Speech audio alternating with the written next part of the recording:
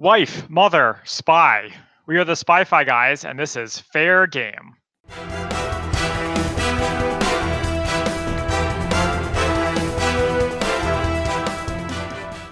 Hello and welcome back to the Spy-Fi guys, where we cover spy fact, spy fiction, and everything in between. I'm Zach. I'm Christian. And welcome back to our normal episodes. Yeah, it was weird to hear our regular theme song again after an entire summer of, having our very cool other theme song. That's right. The Swingin Sixties Summer is over, and it's time to get back to reality. Back to an era that, how much do you remember about? I remember a lot about this. I didn't remember this story specifically, but I remember the story, but yeah, I don't remember all the details from that time, but having read about it in more recent times and watched the movie and met Valerie Plame, I remember quite a bit of this. So had you seen this movie before this week? Yeah, like I kind of just sort of dropped that I met Valerie Plame. There was a thing at the Spy Museum where I met her, but prior to that, my wife Carolyn, who's been on the show before, realized, we should probably, if we want to know more about her, we should probably watch the movie. So we did. I see. So yes, we've hit the ball long enough. The movie is called Fair Game. Yes. Which, if you've tuned in and lasted this long, good for you, because I must say that's a rather boring title for a movie. There are also other movies with that same title, I believe. So, or exactly. At least books. That's why it's boring. It could describe any movie almost.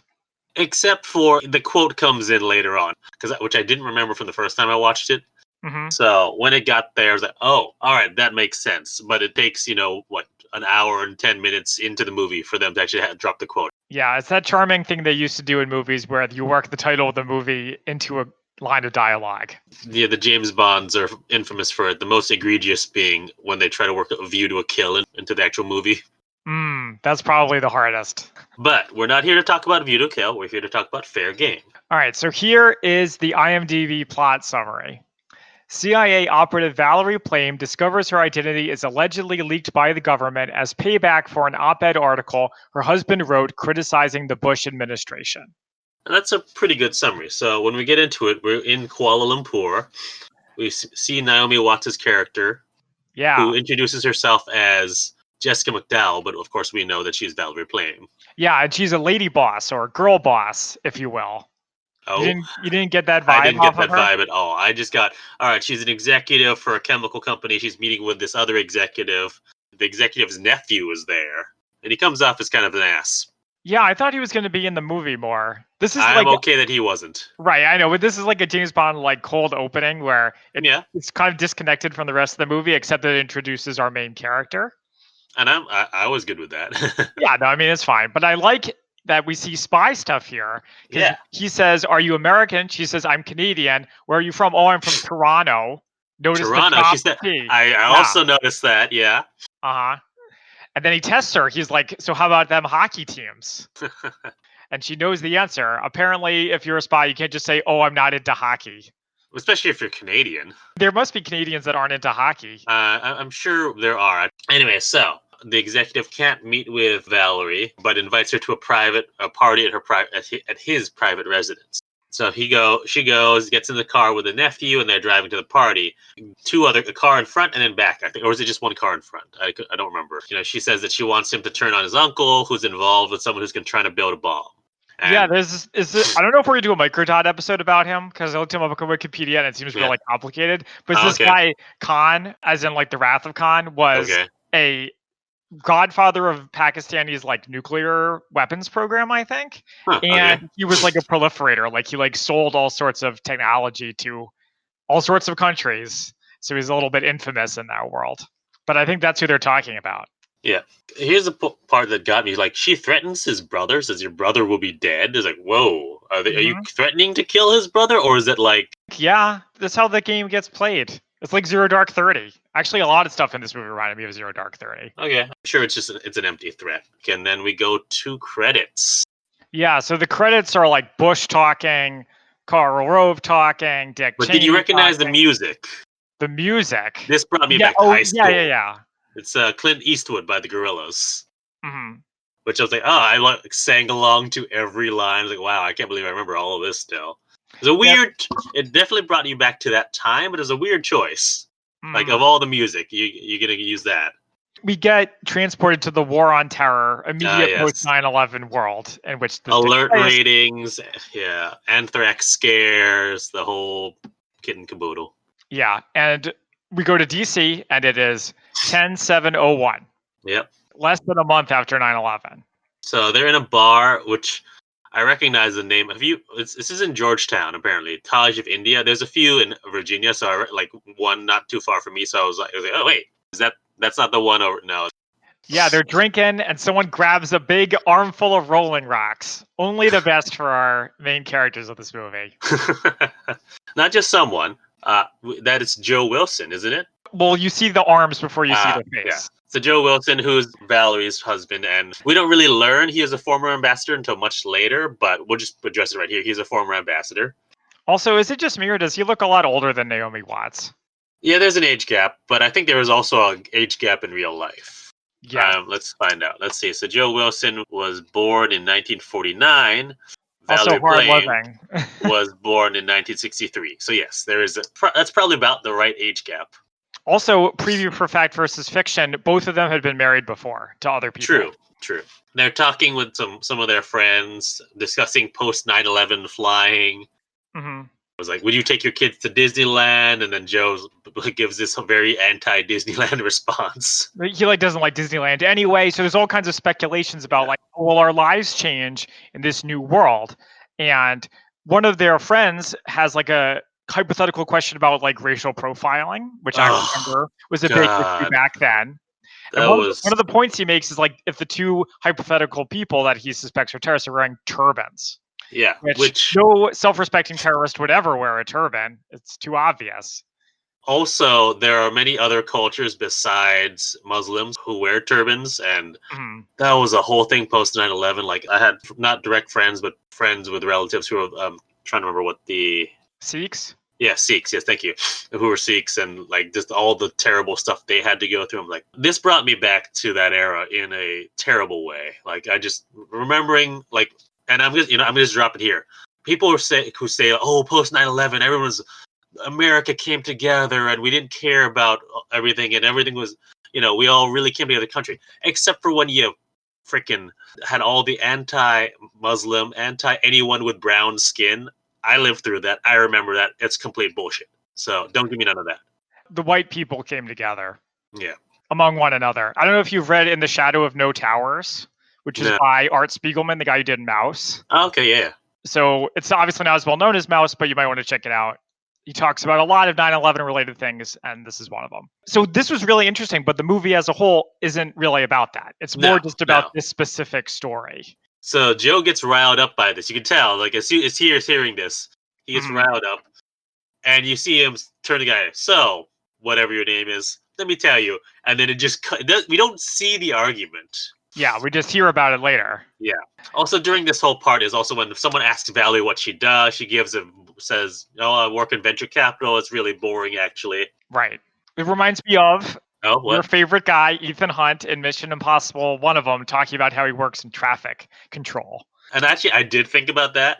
Uh-huh. The difference here is that Valerie says it's boring, whereas Ethan, when he does this, he goes into so much detail that someone gets bored. And I think there's a difference in tone. If I was to do this, I would do the Ethan, not just because it's Ethan, but because you know it so much, and just show that you know it, even though it's no one really cares. Yeah, I mean, one would hope that where you work, you would find it interesting. Right. And it also seems more believable. So moving on here, the next scene is they're in their house, and Valerie having a nightmare. Yeah. She's crying out in her sleep, and you see scars on bruises on her arm. Yeah, I wasn't sure what that was. I know we don't really get an explanation for it. I was because I know it when they were in the car together with the nephew, he grabs her arm, but not enough to leave a bruise or anything. Yeah, a lot of this stuff is character building, which I forgot to mention this when Joe goes off on the guy. Oh yeah. That is setting up that he is a guy who thinks what he thinks and is willing to share it. Yep. No matter the consequences, which is what we get later. So it's establishing his personality. It's good character building. So we get to CIA HQ, which we've now seen quite a few times. Appreciated that they didn't do the seal thing. They show the outside, and then they go right into her office, right into the cubicles. Yes, they do show the seal later. We'll talk about it then. I was gonna wait for it. Yeah. So she works in counter-proliferation, which is not a field we see that much. And we meet her boss, who's played by Doug from House of Cards. So what was his name? His name was Jack, right? Michael Kelly? Uh-huh. I feel like he's always in this kind of role, because he's in the second season of Jack Ryan as well, in this sort of like CIA advisory role. Yeah, with a little bit of a questionable past, who's willing to get his hands dirty. And we also meet, I don't remember his character, but he's the neighbor from The Americans, and you would recognize him if you saw him. And so we find out that the nephew called the cleaner, and they got some intel from him. She's told by her boss to shut it down. But she gives him some info, says that nuclear material could be moving to an unnamed Gulf state. And he's like, can it be Iraq? He's like, no, it can't be Iraq, because there's one Shia, the other Sunni, and obviously the two don't get along. Mm-hmm. We find out her boss is putting her as the head of operation for a joint task force on Iraq. Wait, I have a quick question before we go there. Trivia question. Do you know the difference between Sunnis and Shia Islam? I did at one point. I do not remember right now, actually. Okay, so Shias believe that Muhammad's son is like the rightful inheritor of his position, and Sunnis believe it was his lieutenant.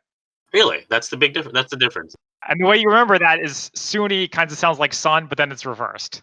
Oh, okay. So the Shia is son, Sunni is not son. Interesting. Okay, that's good to know. I hope I remember that correctly. Write in at the Spy-Fi guys if I got it wrong, but I don't think I did. So she's going to be on that joint task force, but we also find out that this is all coming from across the river, which means the White House. From DC, from the White House. And so we get this line, down the line, DFU. Collie goes, DFU? Don't fuck up. Well, they want dirt on Iraq, and they want it bad. That's the note that I have. Yep. And then we see Roy from The Office bringing in a bunch of papers or boxes of like files on Iraq for Valerie. Yeah, so they've been digging. Wasn't he also in Zero Dark 30 as like one of the SEAL Team 6 guys? There were a lot of SEAL Team 6 people, so maybe. But you gotta like how he goes from The Office and paper to more paper. All right, got it. Yeah. So we go back to Joe. He's in bed alone. Valerie is still at the office, and her colleague wants her eyes on something. Wants her to ask if Joe could look into something. Asks her to write up a recommendation, which will come in important later. Yeah, did they specify what exactly was happening at this part? Not yet. Apparently this part is like really important, like the whole movie like hinges on it. Yep. But at the time I didn't really grasp the importance of it. Yeah. Yeah, at this point we don't know that he's a former ambassador, but she says, oh, he has connections in the area, yeah, sure he can do it. Like, we don't really get spelled out to us. Actually, a lot of times in this movie, we don't get a lot of things spelled out. Like, we see people looking at a report or something, and then like 2 scenes later, we find out what's in the report. Mm-hmm. This is when we get the seal, as you mentioned. And the stars. And the wall, yes. Yeah. And it is 2/19/02. Yep. Basically, he gets briefed, and they're like, we think some yellow cake, as you may recall from Get Smart. We discussed right, I did think about that. We think it was sold in Iraq from Niger. Niger. Yes. Not to be confused with Niger or Nigeria. Joe has connections there from his time as ambassador, and they wanted to look into it. And then we find out that this request came from the VP's office. Mm-hmm. And he talks to the people there, and there's a part where he's in his hotel room and the water is like green. Yep.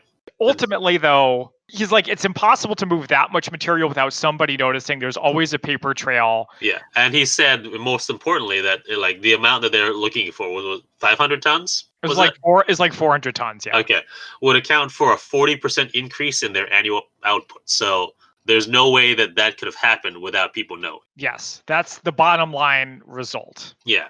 So back in DC, or back in Langley, more specifically, in the Iraq Joint Task Force meeting, there's discussion of aluminum tubes.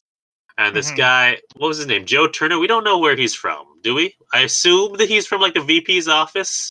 Yeah, there's a lot of people flying around. But this guy specifically, like we don't know where he's from, but he's like pushing this agenda about the aluminum tubes being used for nuclear enrichment. Thank you. I think they say something else. The movie gets it wrong, but what they mean is enrichment. But like everyone else on that task force is saying, no, these actually match more for what's used for Iraqi artillery. And then the guy's like, "Have you seen these tubes?" No. See, problem is none of you have seen these tubes. I have. He's like, and then of course Valerie like raised her hands, like, "I've seen these tubes. I've seen these tubes when we intercepted them and delivered them to you guys." And the guy's like, "Well, are you a nuclear expert?" She's like, "No, I'm not. But this guy who I've had consulted on says that they're twice as long as the tubes that you're talking about and 3 times as thick, so they don't fit." Yes. Again, we see the White House wants something, and the CIA isn't giving it to them, and now we've got a problem. He comes back home to Virginia, and then he has a meeting, like dinner at their house with a couple of CIA guys, and gives a report saying that he doesn't think that the sale could have happened. Right. Now that he's officially given the report, he thinks it's over. Valerie tells him, "Oh, well, they'll send someone else just to verify everything." And Joe's like, "Why do you need to do that? I just went there and said it. It's fine." So again, he's kind of like, it's all about me, a little bit. He has sort of an inflated understanding of his own importance. What do you think that's a reasonable I would thing to say that. Which feels like a very Sean Penn thing. Is Sean Penn in real life too? Doesn't he kind of have a lot of opinions in real life? Which is why I think this was good casting, and also just gives like any predispositions we have about Sean Penn are transferred into this character, but actually makes it work for him. Absolutely. So anyway, can we talk about the lecture? Yeah. So Joe's working from home to take care of the kids because Valerie's got to go abroad. She goes into a school and meets with this professor, poses a Dr. Harper. Yes. But we find out that this professor worked in the weapons program in Iraq. And of course, he denies it, but she wants to get names of his colleagues.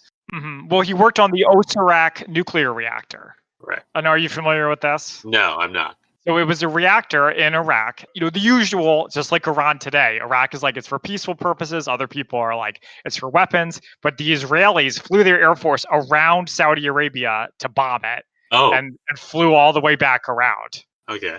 And if there's ever a movie that covers it, that would be a good thing to cover. But one of the pilots who flew that was a guy named Elon Ramon. Okay. Who was an astronaut who died in the Columbia space shuttle. Oh, right. I remember him. Yeah. Wow. What year was that? 2001? I really don't remember when it happened. So we go back to DC. We see that the OVP, which is the Office of the Vice President, is at Langley. We meet Scooter Libby, who's chief of staff to the VP. And a very recognizable name, I think, for people who follow the news at all. Like, I recognize his name, but I didn't remember what the deal was with him. So he meets with Roy from The Office, who I don't know that we actually forget his character's name or if he has a name, but I'm just going to call him Roy from The Office. And as this is going on, Valerie's boss goes to like meet with people who are higher up than him, saying, "What's the deal? What's going on?" OVP's never here unless they're cutting a ribbon. Yeah, they tend to be pretty hands off, but unless they want something, which they do.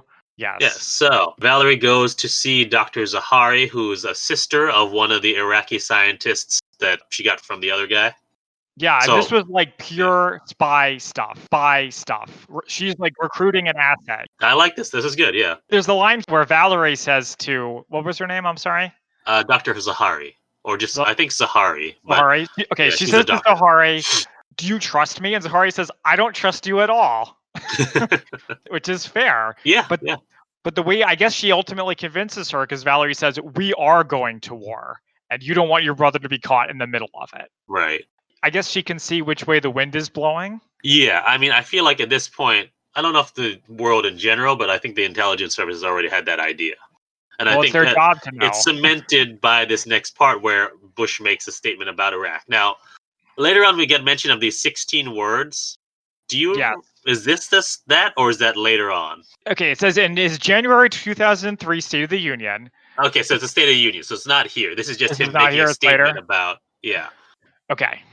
All right, so we'll save those for when we get to that point then. So one of the CIA higher-ups, I don't remember which one, may have been Jack, may have been, was the other one's name Paul? I don't know. Something. Bill, maybe Bill, who knows? One of them talks to Scooter Libby and tries to see what's going on. It was like trying to figure out which way you want us to play this. Libby states that, Iraq was close to a nuke in 1991 before the invasion. And he's like, you expect me to believe that they were close then? That was, 10 years ago. Not going to be close now. And Valerie is briefing one of her bosses about the list of scientists.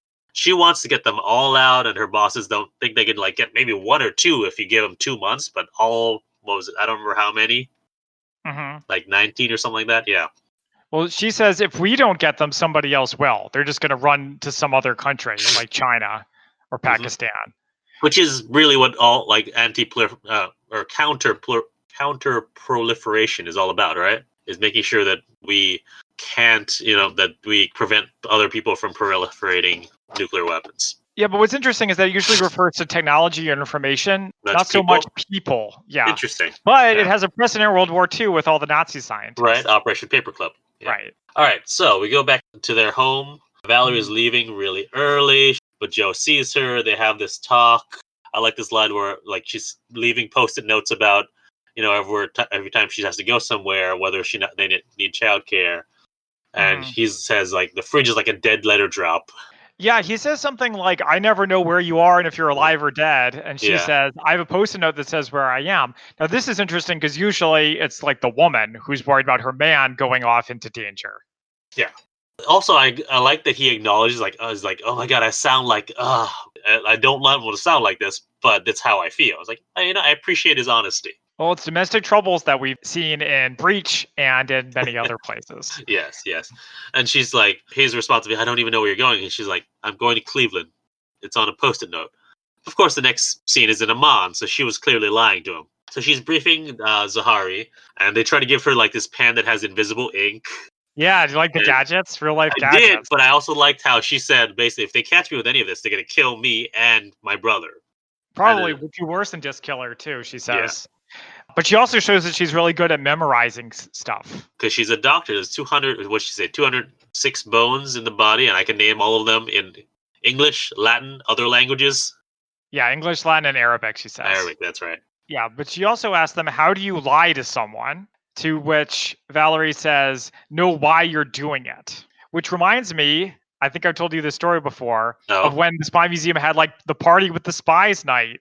Oh, yeah. And I asked a spy that question. He said, what you have to do is convince yourself in that moment that it's true. Right, yeah. Much more practical advice, frankly. You lie to yourself before you lie to the other guy. So the sister flies back to Iraq. Valerie watches her at the airport as she leaves. And then we get Valerie on a treadmill watching some news, watching Condoleezza Rice on the news talking about aluminum tubes. Right. So how did that happen? Jack calls her. Apparently someone in the OVP leaked the report about the tubes, and it's all over the news now. Like they're all using the same talking point, so it's a coordinated leak. Yes. And then we get a dinner party at the Wilsons' home, and one of the guests is talking about the tubes. Yeah, Ty Burrell from Modern Family is there. Yeah, I was about to say that. He's also in the Dawn of the Dead remake. And in Incredible Hulk. Yeah, so he's around. And this is where we get all the wrong information about the tubes and how they work. I remember crap like this happening of just people thinking they've seen a news report and they're suddenly experts on nuclear weapons. Ty Burrell does bring up this point of like, it's all a pretext. 50% of Americans think that Saddam blew up the towers. But then he goes a step too far and says he's not a threat. Yeah, or he's not dangerous and whatever. And then Wilson calls him out. Or I'm sorry, Joe calls him out. Yeah.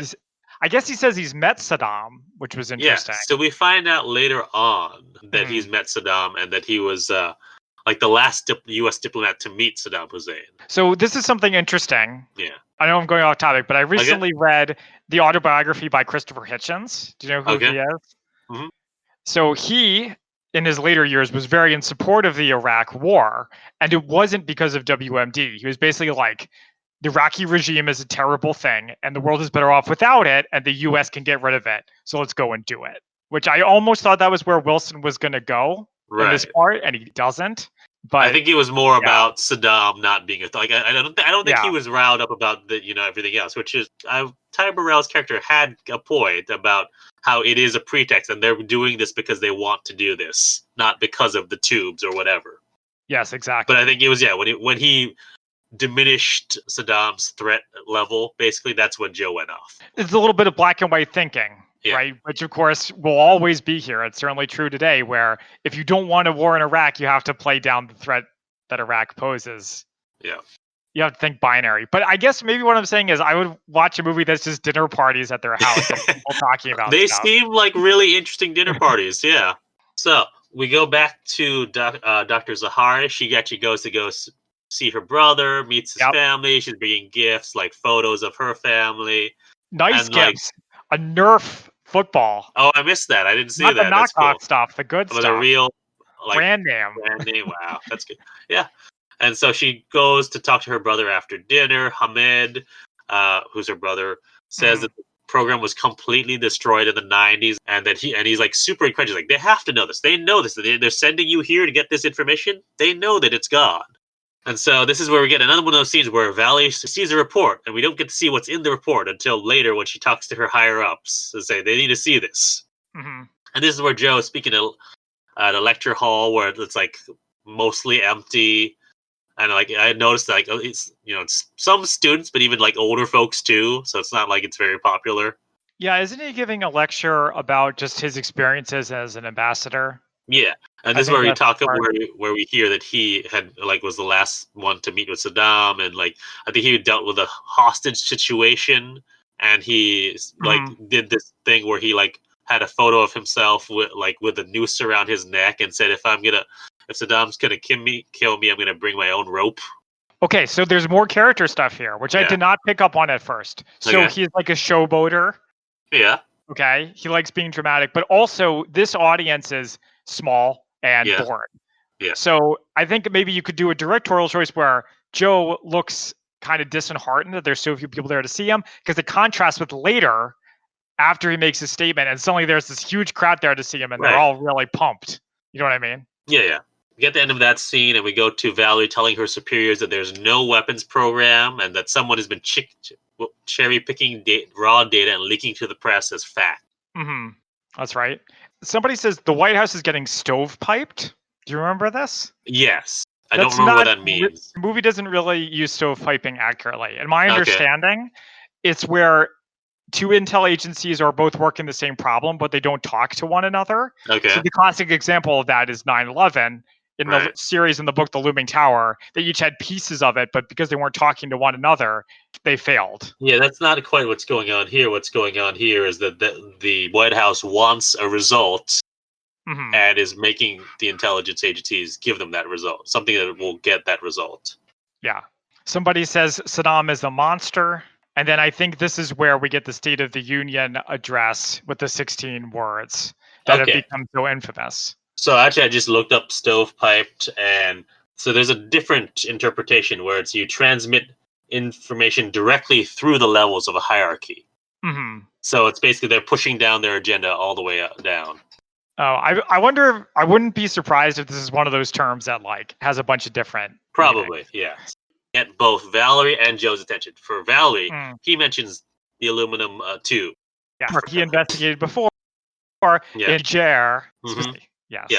So since there we see Zahari's colleagues come to his house. Yes. And are he tells them that the Americans said they can get us out, but they don't know whether to trust him because obviously they're bombing. It's going to be difficult. Ahmed also the next day goes out and sees it. And so Joe is back at home. He's watching the news. He's rewinding the part from the State of the Union on 2002 technology of QuickTime probably. Yeah.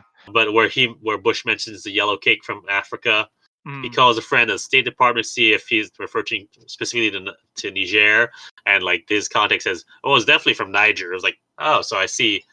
Joe's doing the pronunciation, and this friend from State is not. Right. Again, I didn't realize how important this was when it was happening, but Joe thinks he has all the pieces together. Yeah. Because he went to Niger, no uranium sale. Bush says there was a uranium sale. Ergo ipso facto, Bush lied, people died. That's the theory. Yeah. And he writes an op-ed saying that. Yep. So we cut to the White House. They see his op-ed was New York Times, right? Yeah. See a press briefing with press secretary. Oh, he's getting questions about the yellow cake.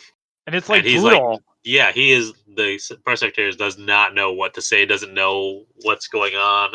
Yeah, we've seen some tough press conferences recently, but that's the worst one I've ever seen. Scooter Libby meets with Karl Rove, and Karl Rove says, we need to change the story. I'm like, who is Joe Wilson? Scooter Libby goes to talk to someone. I don't know who this guy was supposed to be, really. Is he Richard Novak, the guy who ended up writing it? Maybe. I don't know. I guess I don't so. think so.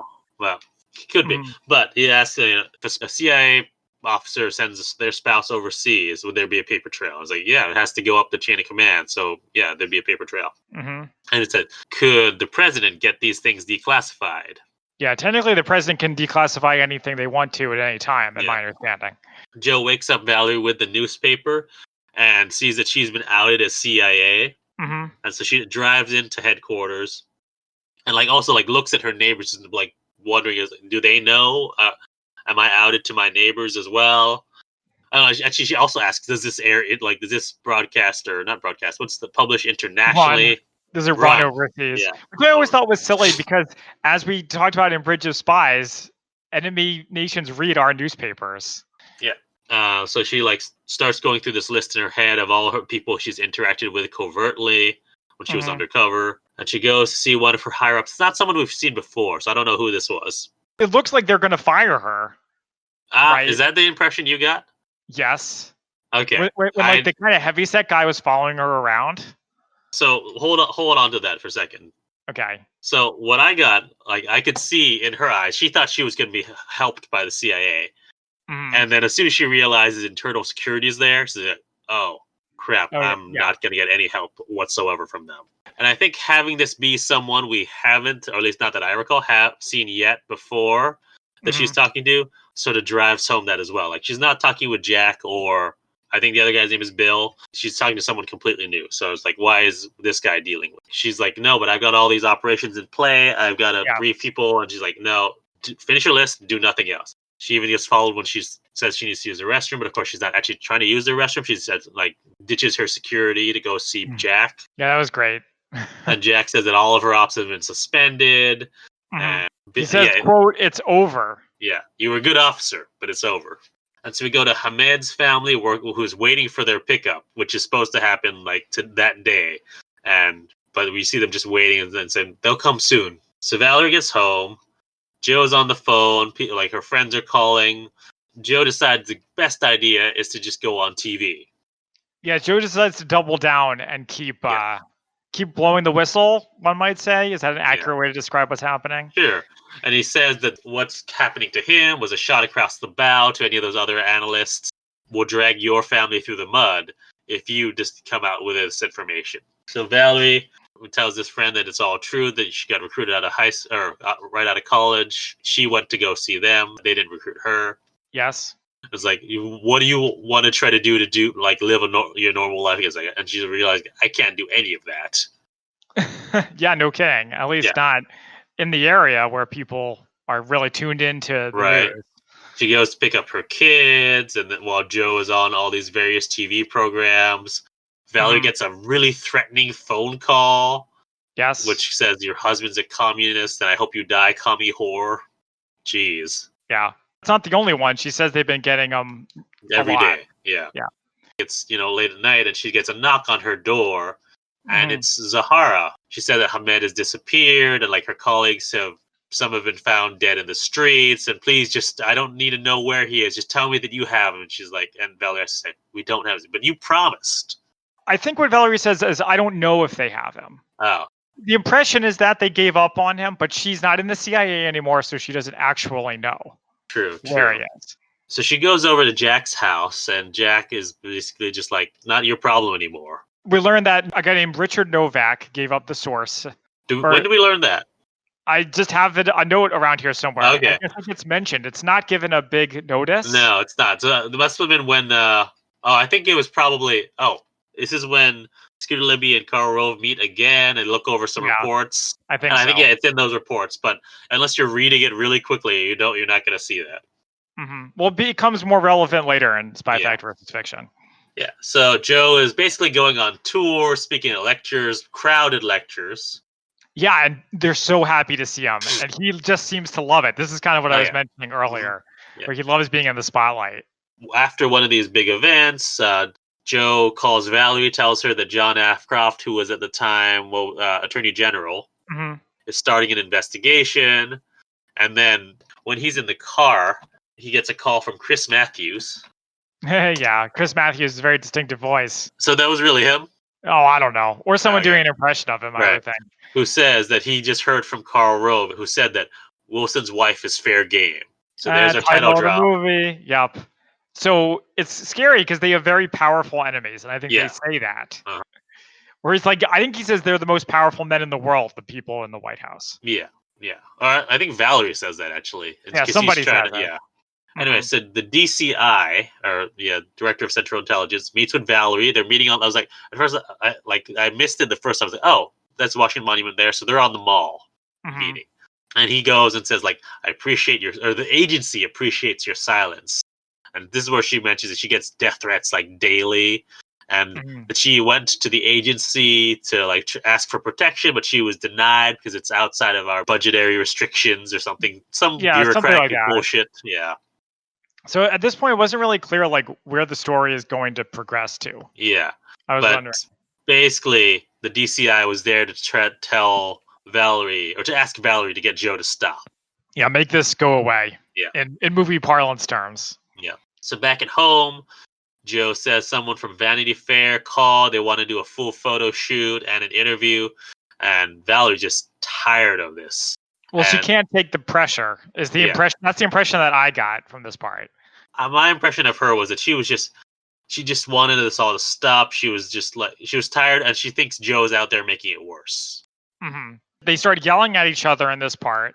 And this is where Joe starts shouting, saying really loud, if I'm shouting louder, does that make me be right? Does that make the White House right if they're shouting louder than us? We have got to fight this. It's like, okay, dude, I get it, but you don't have to yell at our protagonist. Thank you. Apparently, the Senate Intelligence Committee finished their report, and he goes, look at page 39. But of course, we don't get to see what's on page 39 yet, because we've got to wait. Like I said, there's so many times where they do this thing. It's like in Star Trek, anytime where it's like, I think you better take a look at this, and they cut to commercials. Yeah. Couch, I think you better get down here. Yeah. We see Joe and Valerie at a playground, and Joe showing Valerie the report. Page 39 has Valerie's recommendation, which her boss Jack had asked her to write up about Joe. Well, hold on there. Yeah. Was it a recommendation? Because the wording is very specific. No, it's what Joe calls it. That's what everyone calls it. Yeah, but it's even if that's not what it was. It's just basically, it's like a reference. Just saying, it's a memo stating his capability, credentials. Yeah. And she even says, I've written up hundreds of these of just people who are experts. The fact that my husband is not relevant in writing. Yeah, but this is actually a kind of a smart move from the White House. And the fact that it was in the intelligence report is damning to Joe. At least not in the actual sense of court of law, but in the court media law. Well, actually, I guess I'm a little bit confused about why exactly it was such a problem for him. Because he was going out there saying that my wife didn't recommend me to do this. I didn't get this job because my wife's a CIA agent or CIA officer. Oh, so it's like if he lies about one thing, he'll lie about something else is the idea. Yeah. Okay. Also, did the kids... They basically started attacking his credibility at this point. Yeah. Also, did the kids come off as annoying to you in this part? No. Okay. They came off as kids, especially if there's two siblings. They will fight with each other and do stuff like that. And compete for attention, yeah. I mean, come on, you're a twin. I assume you would understand that. It's been a long time since I was that little, though. The scene in the playground, there's a lot of more arguing here. He's like, it makes me look bad. And he says, I need you, Valerie. I need you to speak out. Are you loyal to your family or the CIA? Which is always a very helpful thing to ask. Yeah. He also brings up her dad. Is that what your Sam Plame or whatever his rank was? Then he brings up that fact that I can't tell if you're lying to me now or if you've been lying before. It's like, oof, this is not helpful, Joe. It's no wonder their marriage is in trouble. On the rocks right now, yeah. Yeah, they spell it out more later. But I did think it's interesting. He asks, "Did you send me to her?" So even he isn't sure. And how would he know? Now he's not. Yeah. Yeah. And so the news is all over this report. Reporters are swarming their front yard. News reports are saying that, she was, from what I've heard, she was a mediocre agent at best. I'm like, what the hell are you talking about, lady? It's the news. It's the right-wing news. Things haven't changed that much. It angered me. it's one thing to report on what you know, but then just take these and just spin whatever into whatever you want to say. It aggravates me. Mm-hmm. Anyway, so Joe is sleeping on the couch. Oh, I didn't notice that he slept on the couch. That was a good observation. Yeah, so that's why he comes to grab a pillow. It's like, I'm just gonna get this pillow, okay? Mm. And that's what she tells Joe about this exercise during training. I assume at the farm. Yeah, I think she even says at the farm. Okay, Mm-hmm. I missed it if she did say that. Where they take everyone, like separate them, put a hood over their head, and deprive them of sleep. And you're supposed to break, like they give up the names of the other people, and it's supposed to test your breaking point. And one by one, everyone breaks, but she didn't. Not our hero, not our protagonist. So, you ever see the movie The Recruit? Oh, I was thinking of Training Day. Oh, no. No, I don't think I've seen The Recruit. Okay, well, they have an exercise like this. I'm sure. But it looked like overblown to me. I was like, that seems like not something they would actually do. But, apparently. If this is telling an actual event, or if this is something made up for the movie. Who knows? You see stuff like this in a lot of spy movies. It also made me think of V for Vendetta. Ah, yes, It's like the classic example. Yeah. So Valerie takes her kids to their parents. Her parents, yeah. Well, Joe stays at home, and she's like takes them over. She cries, like breaks when she's brushing her teeth. Yeah, and then we get this crazy oh my god, scene. This scene! I was just that woman. So at a business lunch, they even dropped the line earlier in the playground where that Joe was like his business was struggling because all his clients have dried up because he's out there in the news, and they don't necessarily want to have to deal with aftermath of it. Right. He does have this business lunch with these two clients. Goes to the bathroom for like just a minute, and there's this reporter who's at their table talking to his clients, saying that he's a traitor and that his wife's a fantasist, and he will stab you in the back. He stabbed our troops in the back, and and he's like saying you need to leave. I feel like blows up at her. He doesn't just say you need to leave. To be fair, well, he says you need to leave, and then she brings up his wife, and that's what his top just goes. Yeah, he says, "Shame on you! You call yourself a reporter." I'm with him at this point. I mean, it's true. She was out of line, but we also have had, in fairness, in the past few years, we've had the thing of right-wingers being harassed at restaurants. True. I don't necessarily support that. Like, if they're just there with their family, I don't necessarily support that. Yes, this is also different because it's messing with his livelihood. Yes. In the words of A-Train from The Boys, you don't screw with the money. I don't know if you watch The Boys. I do not. No. Oh, okay. So then he leaves, and then he gets immediately recognized by the taxi driver. Yep. So the question is their marriage over? Mm-hmm. Is Valerie going to speak out? And so at her parents' house, her dad is teaching the kids how to use a lasso. It seems like the dad has Alzheimer's or something. I did not get that impression. Because when they're doing first of all, when she's watching the kids outside, she asks her mom, "How's he doing?" As if implying there's that. And then he's like looking at the birds. He's like, "I used to remember what the name of those were, but I don't anymore." Okay, the birds one, I could kind of see that. I think I might have missed that. And the way she asked the mom, "How's he doing?" is a very pointed, like, "Well, how's he doing with the illness?" kind of thing. But it's not really important, but it's just like a drop thing there. We find out that she's talking to her dad about how there's going to be another congressional investigation, and Joe wants her to go on the record. Her dad gives her this heart-to-heart talk about, how his marriage was in trouble, but, they just stuck by each other. And she's like, I don't know how this is going to end. But she gets inspired by her daughter, who's not, trying to lasso and is going to keep trying it until she gets it, basically. Valerie sees a news report. She's still at her parents' house. Scooter Libby was indicted and supposed to get 30 months in prison and a penalty fee. And maybe even up to 30 years, it says. Okay, yeah. So this is interesting about movies versus real life, because this is real life, and she did nothing directly to get him facing justice. Yeah. Whereas I feel like in a fictional movie, it would be her testimony that'd be the clinching matter or something like that. Go to Joe alone at the house, and he's also watching the same news report, and he goes into the hallway and sees Valerie's still there. Joe says that Scooter Libby's going to take the fall, probably has a deal in place, so you'll get pardoned. And this is where we get the line of, they take all of this, I don't care. They do not get to take my marriage. It's like Oscar-worthy moment.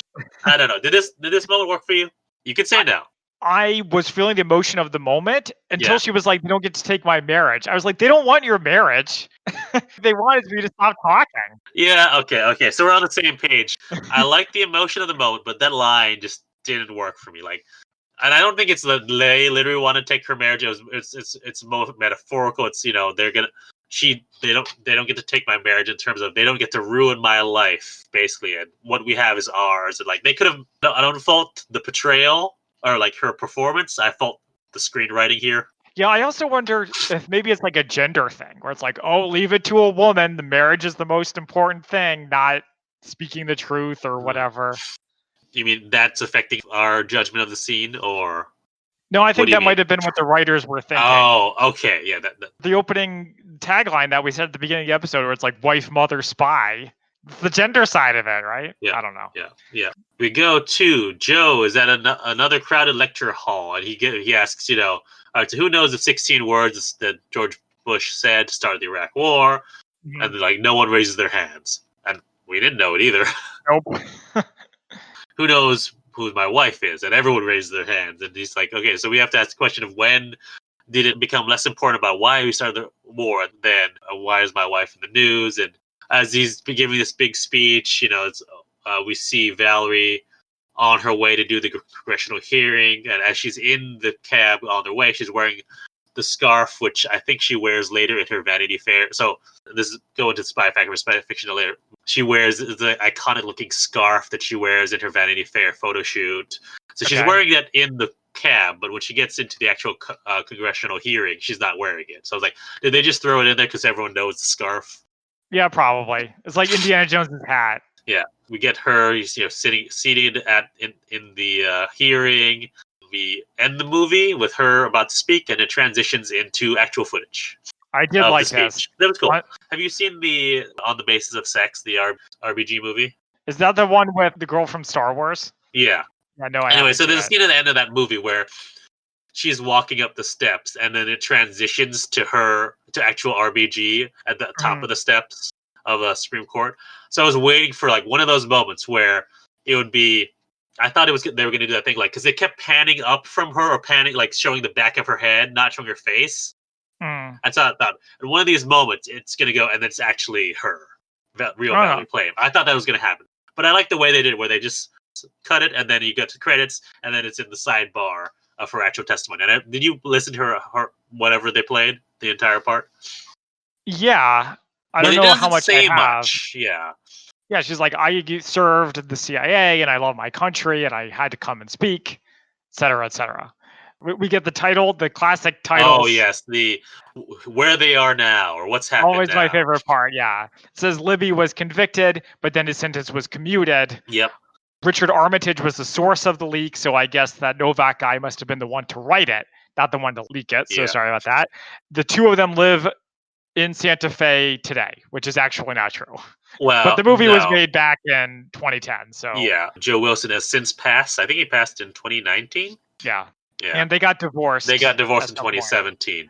But she does still live in Santa Fe because she ran unsuccessfly for, I think it was a Senate seat. Mm-hmm. All right. So that's the end of the movie. Do we want to go into our spy fact versus spy fiction? Well, my understanding is you have a story about meeting Valerie Plame. Do you want to say it now, or do you want to wait for me? Let's go for it now. So actually also involves one of our friends of the show, number one Spy-Fi Guys fan, Sarah, who's again guested on the show for Sergeant Stubby as well as for Austin Powers, right? Yes. Anyway, so this is an event held at the Spy Museum. I think she was promoting her book. So, like many former spies, she went the route of, all right, I'm become a spy novelist now too, and she has, I think, at least two lightly fictionalized version of herself. Anyway, so she was doing a book tour for it. She had a promo at the Spy Museum. I asked the first question, which was about, what did she think of her portrayal by Naomi Watts in Fair Game? And she was like, basically kind of gave a non-answer that was just like, well, I live in B, and like it's hard for me to see my own characteristics out, so like until it's hard for me to judge. But she did mention that her husband and Sean Penn have a similar intensity, shall we say, and that they had a bit of a bromance going on. So it sounds like it was pretty good casting. Yeah. And so our friend Sarah asked the second question, which is basically about what does she want her legacy to be at the agency. This was a ticketed event, so I'd bought like 4 tickets for me, my wife, Sarah, and her then boyfriend, and her boyfriend was running late. So yeah, Sarah asked a question about what Valerie wants her legacy to be at the CIA for both agents and analysts. So she's making direct eye contact with Valerie Plame. Valerie Plame's giving this great detailed answer and like keeping that eye contact. Sarah's ex-boyfriend is late, walks up and doesn't see that she's making eye contact with Valerie Plame. Just kisses her, like interrupts the eye contact, and you can see Valerie Plame just go, "Whoa!" I'm face palming right now. And he's like, breaks eye contact, looks anywhere else. It's just, and Sarah's just like mortified, like, "What are you doing? Stop!" Not in front of my hero, Valerie Plame. Did Valerie Plame have anything to say about it, or just the whoa? She did. It was just not. She like So the interview or the book event is on the Spy Museum's YouTube. I tried to pinpoint the moment. It's hard to tell because but I feel like there is a moment where she like you just see her eyes go whoop and then like look somewhere else. I'm not gonna look that up. My life's too awkward normally. There's a song that the band The Decemberists made called Valerie Plame. When I got one of her books signed later after the event, and I asked her about it, she said, "Oh yeah, actually they told me about it." And then I was like, it's very flattering. Not everyone has a song named after them. Yeah. All right. So what do you have for Spy Fact versus Spy Fiction? I have quite a lot, and unfortunately, doing Spy Fact versus Fiction made my head hurt because I couldn't figure out what was real and what story is like lies upon lies upon lies. So I used 2 Washington Post articles. One is Hollywood myth-making on Valerie Plame controversy, which was an editorial board by the Washington Post. And then also, Fair Game gets some things right about the Valerie Plame case, some wrong, by Walter Pincus and Richard Levy, also for the Washington Post. Okay, yeah. So Pincus and Levy says, the movie holds up, it's thoroughly researched and essentially accurate, albeit with caveats. Right. So, for example, the White House responded to Wilson's op-ed through its senior officials, disclosing the identity of Valerie to at least 5 journalists to discredit him, including pushing the story, yada, yada, yada. But the one who ultimately disclosed it was a State Department guy named Richard Novak, not the White House. But I feel like a critic of the Bush administration would say, it's all the government, man. They all work together, man. The White House and the State Department are all on the same side. Now, the Washington Post editorial board was much harsher. It says, the movie is full of distortions, not to mention outright inventions. Interesting. Okay. Most notably, everything about the scientist extractions is, quote, simply false. I've seen that, yeah. In reality, as, quote, Miss Plame did not work directly on the program and it was not shut down because of her identification. Which I guess makes sense because even if she did work it, she wouldn't be able to talk about it. True. Like, we wouldn't actually know. They wouldn't declassify. That's the problem, I think, is that with something like this, especially if it's so recent, like, okay, Cuban Missile Crisis, something like that, their thing's been declassified. It's been 50, 60 years now. So we can actually tell, all right, what actually happened. Whereas, this is still, 17 years ago. We still don't know the full facts of it. Well, even with Munich, we didn't know the full facts. That was in the 70s. Yeah. Okay. Also, Valerie did work on Iraqi WMD, but not in the central manner she's portrayed in the movie, not part of the scientist program. The Washington Post also disputes the claim that Joe was a whistleblower. They say, quote, an investigation by the Senate Intelligence Committee found that Mr. Wilson's reporting did not affect the intelligence community's view on the matter. Interesting. And official British investigation found that the statement in the State of the Union, Britain believed that Iraq had sought uranium Niger was well-founded. Interesting. So, yeah. And I guess they do bring up the British port in that press briefing where the press secretary is railroaded. Mm-hmm. And then I don't remember where I found this. It might have been the Wash Post again, but it said that the Vanity Fair photo shoot was a, quote, a PR debacle for them. Really? Because at that point, the public had never seen her picture. It shocked their supporters and undermined her support from colleagues within the CIA. She later apologized to them. Interesting. That Vanity Fair thing was famous also because I think the scarf at least was in the old Spy Museum location, like right in the briefing center. But I don't know if I haven't seen it in the new museum, but it is there. It is famous. Yeah. Yeah. The whole Vanity Fair thing made me scratch my head because I was like, you're supposed to be this brave, truth-telling whistleblower, and Vanity Fair makes it look like you're in it for the publicity. Mm-hmm. Yeah. Okay, so I have a couple more things. Scooter Libby was indicted on 5 felony counts of making false statements to federal investigations, perjury for lying to a federal grand jury, and obstruction of justice related to illegal leaking by government officials of these identities. He was acquitted, whatever. Okay. In September 2017, Plame tweeted a link to an article that said, America's Jews are driving America's wars. Repeating the title in her tweet, amid criticism, she claimed many neocon hawks are Jewish, but then within 2 hours she deleted and apologized. Other people have noticed that in the past she's made jokes about rich Jews and tweeted articles about conspiracy theories about Israel being behind the 9/11 attacks. Oh, oof, not good. Now, I know you like Valerie. I like her too.